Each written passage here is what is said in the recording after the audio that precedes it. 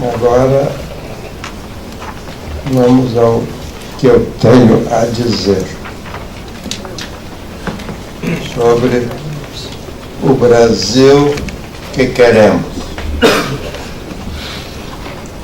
Nova grande concepção.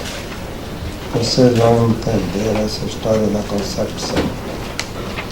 Sair da crise e enfrentar os desafios do autocrescimento, integrando-se à nova revolução industrial para aproveitar a magia das grandes oportunidades. Diz o Henry Kissinger, país sem grandes concepções é país destinado ao fracasso. Daí a expressão. Antes de entrar na nova grande concepção, vamos dizer o que é o Brasil que não queremos.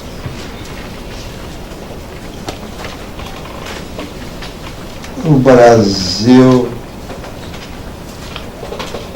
que tem esta crise é o Brasil que não queremos. Por ser uma crise ao mesmo tempo econômica, política, social e principalmente ética. Vocês se lembram da expressão do Martin Luther King, I have a dream. Eu digo, eu tenho um sonho, que é a quarta grande concepção. Segundo a OECD, entre 1930 e 1980, o Brasil foi o país que mais cresceu no mundo.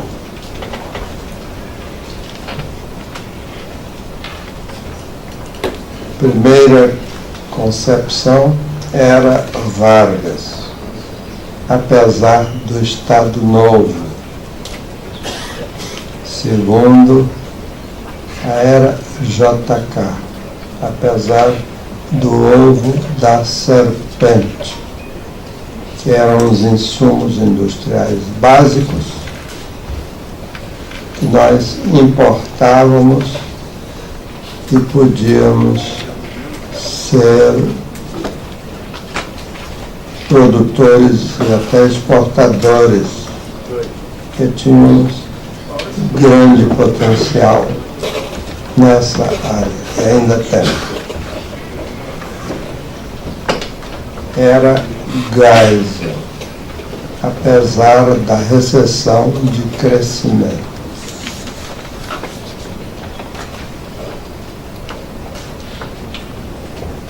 Quando houve a crise do petróleo, nós fizemos o segundo PND para enfrentá-lo, e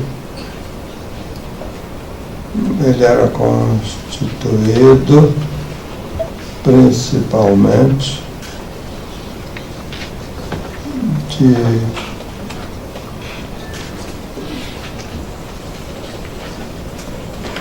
um programa de petróleo, e com isso se descobriu a Bacia de Campos, que ainda é a maior bacia de petróleo do Brasil.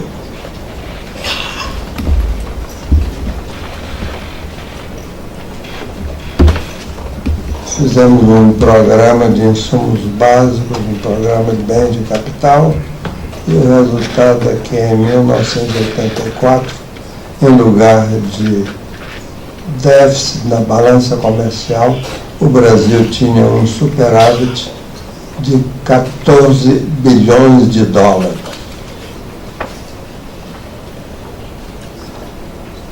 Então, o sonho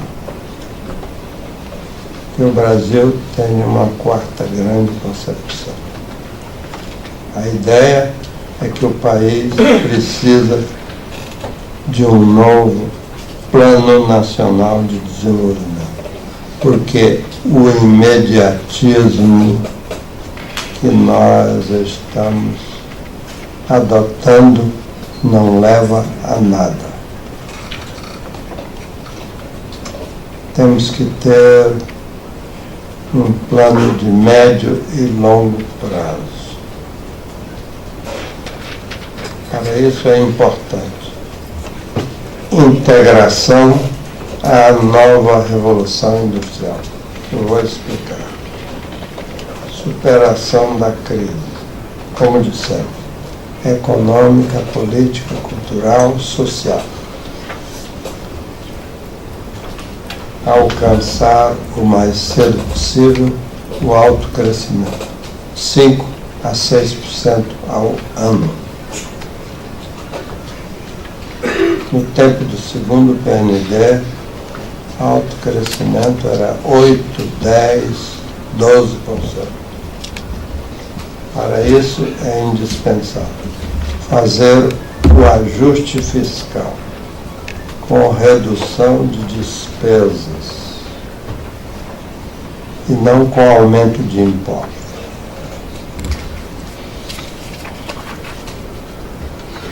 O executivo brasileiro é um leviatã, aquele monstro que aparece na Bíblia e que foi objeto de um livro do Thomas Hobbes. O executivo brasileiro tem 39 ministérios, 15 já seria muito, 128 autarquias, 34 fundações e 141 empresas estatais federais. Continuando, corrigir o desequilíbrio fiscal pela redução de despesas. O que nós queremos é fazer investimento. Reduzir a carga tributária, que está em 38% do PIB, é uma das maiores do mundo. Elevar o nível dos investimentos, principalmente na indústria. Fortalecimento da infraestrutura. Eu vou explicar isto logo adiante. Impulso à competitividade internacional do país para aumentar a nossa inserção na economia mundial. Reforma tributária, mas não aumento de tributos. Queremos um Brasil de alto crescimento o mais cedo possível e a caminho do desenvolvimento. Vejam, queremos um Brasil de alto crescimento o mais cedo possível e a caminho do desenvolvimento econômico, social, político, cultural, ambiental. Desde que o Fórum Nacional foi criado, é essa a nossa concepção. Desenvolvimento global em todos esses campos, inclusive no ambiental, pressupostos da nova visão, que deve ser de médio e longo prazo. Desenvolvimento dentro de uma concepção de desenvolvimento como fenômeno global. Não limitar-se a crescimento, embora o crescimento seja imprescindível. Vamos explicar melhor. O Tibor Skytowsky, um grande economista americano, num livro que eu tenho, The Joyless Economy, a economia sem alegria.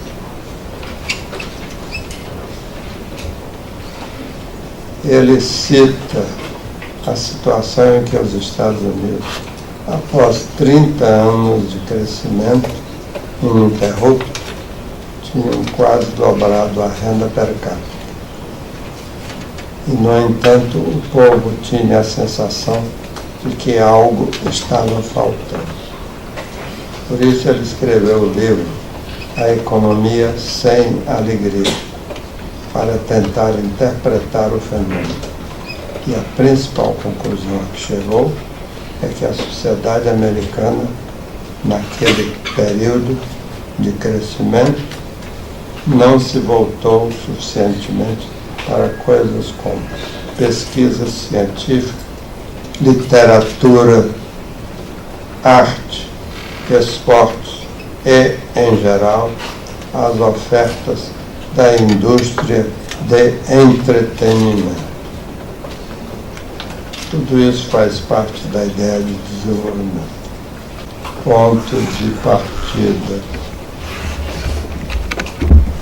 o desenvolvimento de uma sociedade ativa e moderna.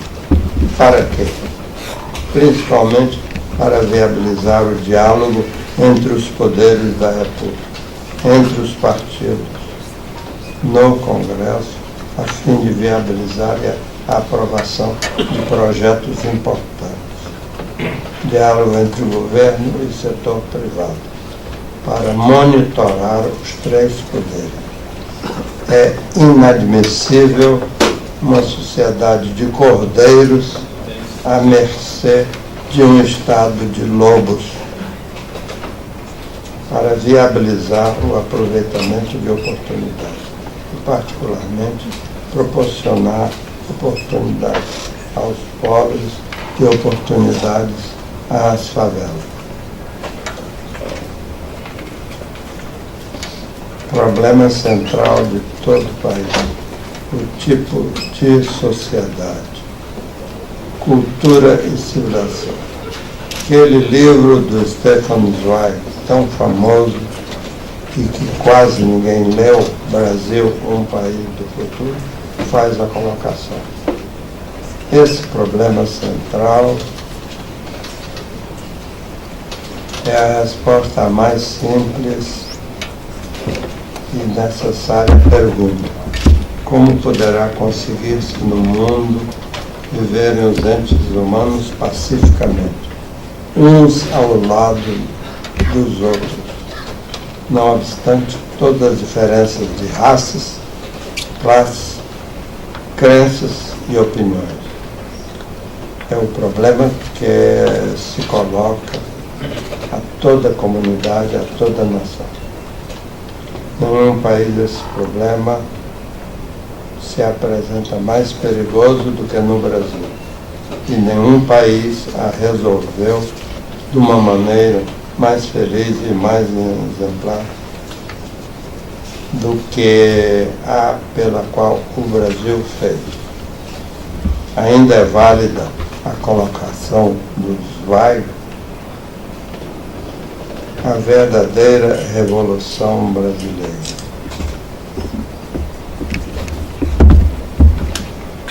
Que o Brasil tinha a mania de fazer lutas armadas.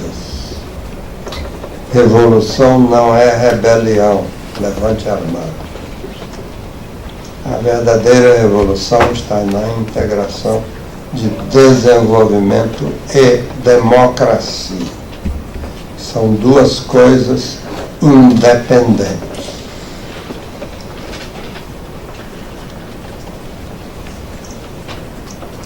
Então, para isso precisamos de desenvolvimento social com geração de oportunidades para os pobres. O objetivo é ter um tipo de desenvolvimento que alcance as grandes massas. Então, teremos crescimento e desenvolvimento e democracia. e também uma opção voltada para a modernização das instituições políticas do país. Para quê? O objetivo é que a reforma política seja orientada no sentido de que o Congresso e os principais partidos políticos sejam induzidos a tornar-se corresponsáveis por bons fundamentos econômicos, principalmente na área fiscal, e pela realização de reformas importantes. E por opções sociais compatíveis com o alto crescimento. Opção por um Estado executivo, legislativo e judiciário que evite a tragédia atual. Gasta demais e, por isso, cobra imposto demais, uma das mais altas cargas tributárias no mundo, como já vimos. Os três poderes têm que entender. Com esse nível de despesa do Estado, o crescimento é inviável.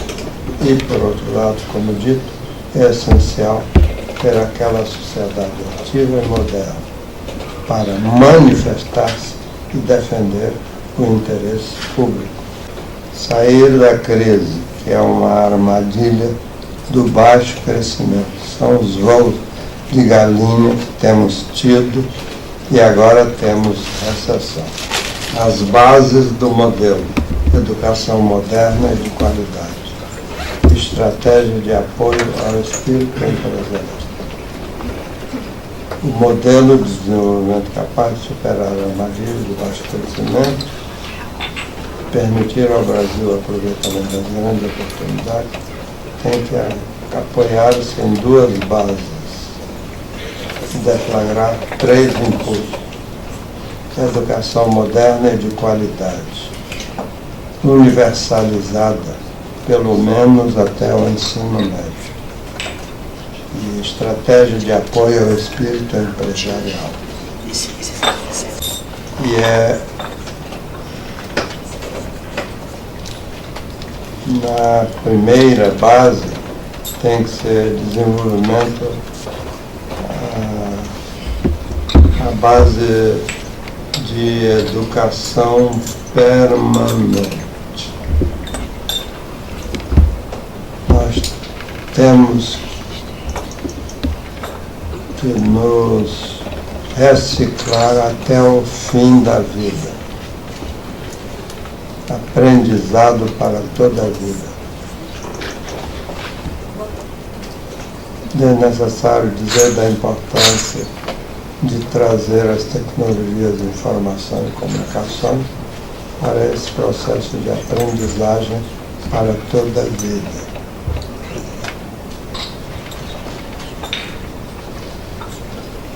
Na educação moderna, temos que fazer a universalização dos códigos da modernidade, que são, principalmente, capacidade cognitiva,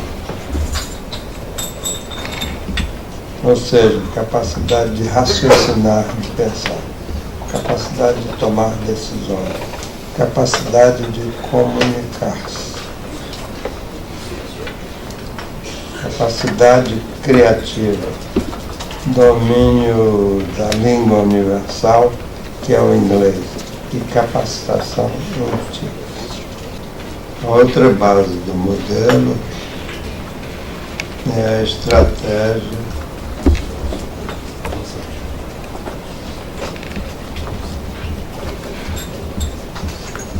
de apoio ao espírito empresarial, tendo empresas competitivas e inovadoras, grandes e pequenas.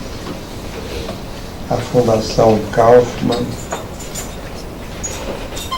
nos Estados Unidos, diz: o milagre americano é o espírito empresarial, a verdadeira vantagem comparativa do país. Os grandes impulsos para o crescimento. O primeiro impulso é usar o modelo escandinavo, porque os países escandinavos, um século atrás, eram muito pobres, mas eles passaram a investir principalmente em bens de capital e hoje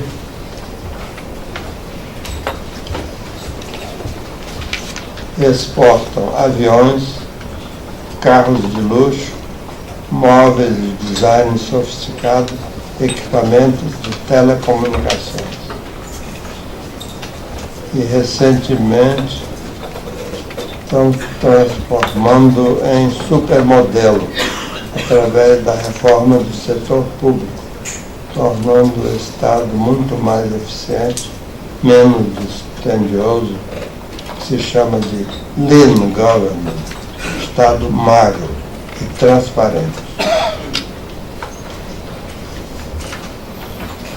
O segundo impulso é o uso da economia do conhecimento, o novo paradigma econômico-social.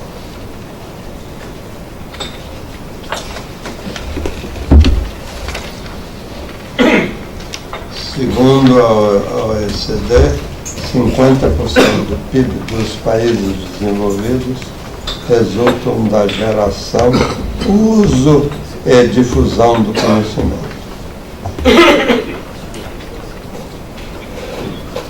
Então, o Brasil precisa usar a economia do conhecimento. Nós publicamos um livro em 2002 com um modelo de economia do conhecimento para o Brasil.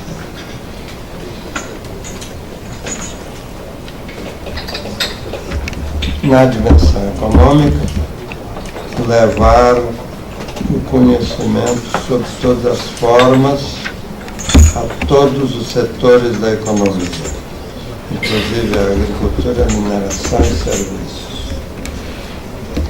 São inúmeras formas intangíveis. Em lugar das antigas dotações de fatores tradicionais, natureza, trabalho, capital físico, na dimensão econômico-social, trata-se de levar conhecimento sob diferentes formas a todos os segmentos da sociedade, inclusive os de renda baixa. Desta forma, tendem a desaparecer progressivamente as exclusões, como exclusão social, exclusão digital. E a síntese é: conhecimento é um paraíso. Terceiro impulso é a proposta do Instituto IBMEC de maior participação das empresas no mercado de capitais, porque a parcela das empresas brasileiras que participam do mercado de capitais é muito pequena. Há vários instrumentos e veículos financeiros do mercado de capitais que não estão sendo usados pelas empresas de capital aberto nem pelas de capital fechado.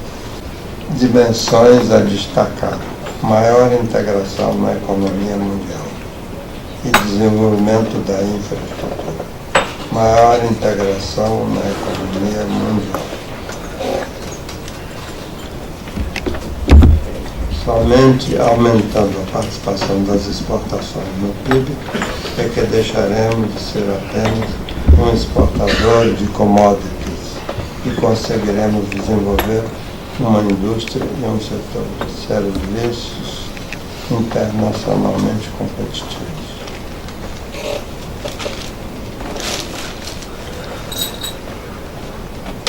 São 4 pontos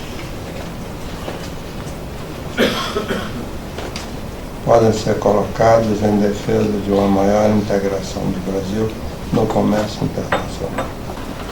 Vamos agora falar sobre infraestrutura para fortalecer a competitividade. Isso é o tema do painel de hoje à tarde. Mas a nossa colocação é muito simples. O Brasil, nos anos 60 e 70, teve uma excelente infraestrutura. Por quê? Porque ela era financiada por impostos únicos, que são pagos exclusivamente pelos usuários. Então, o resto da população não sofre com isso. De modo que talvez seja o caso, em lugar de tudo que está escrito aí,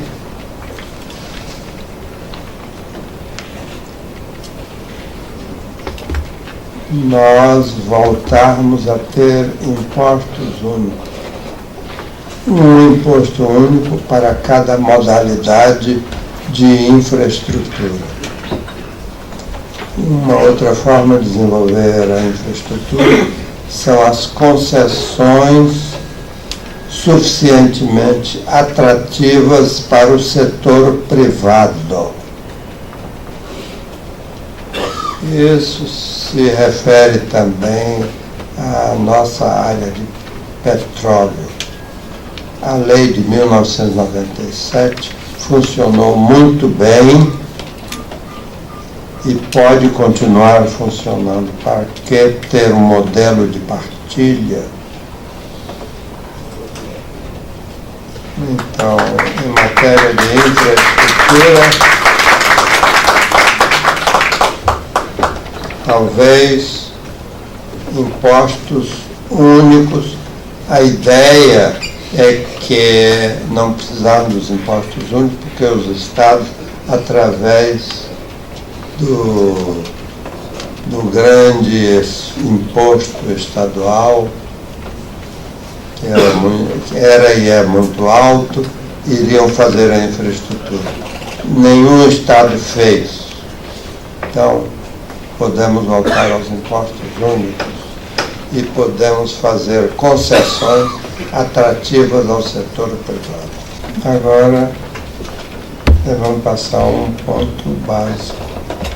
O Brasil precisa integrar-se à nova revolução industrial, a maior desde 1790, quando se criou o sistema de fábricas para substituir as oficinas até então existentes. Quais são as forças dessa nova revolução industrial? Segundo um estudo do Instituto de Tecnologia de Massachusetts, que eu tenho, as forças básicas são principalmente três.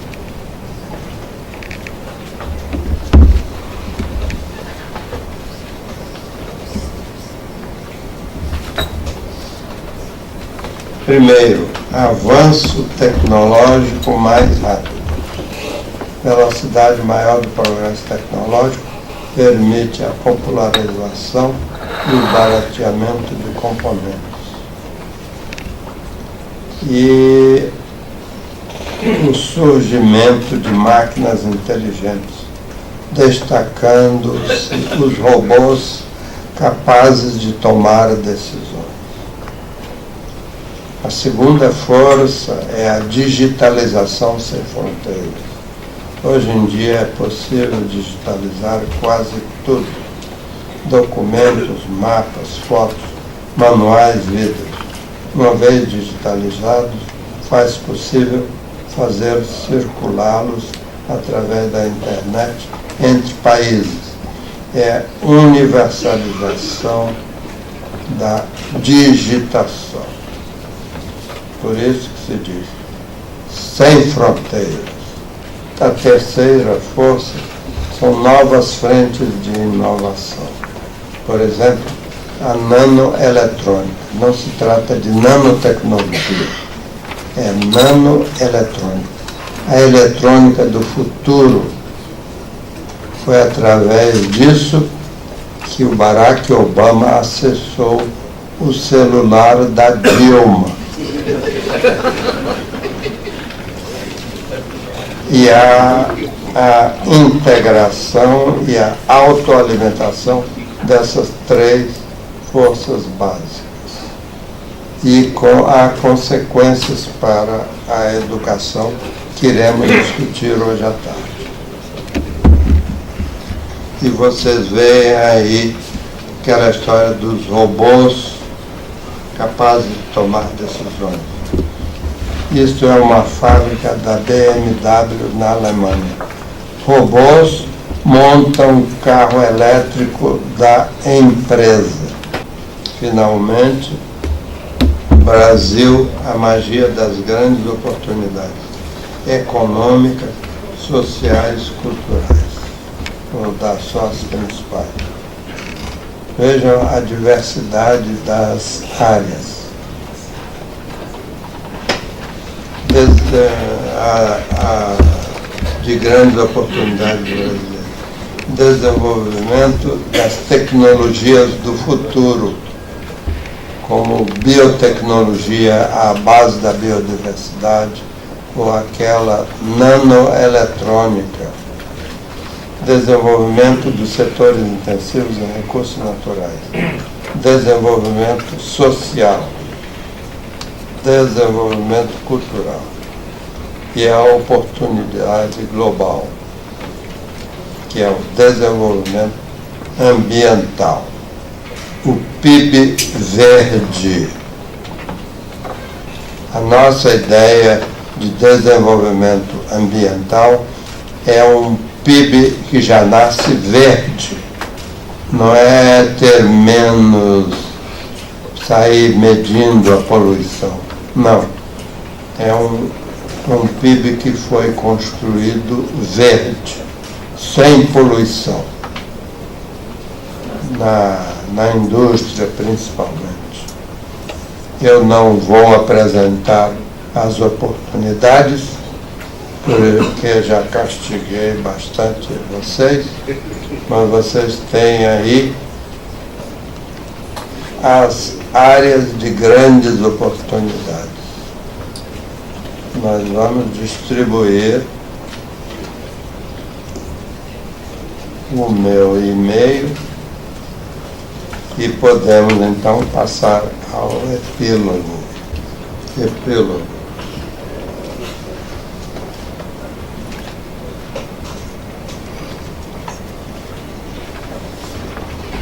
Dentro dessa visão, enquanto o Brasil transforma em realidade a magia das grandes oportunidades, é importante construir a agenda para 2022, o bicentenário da independência.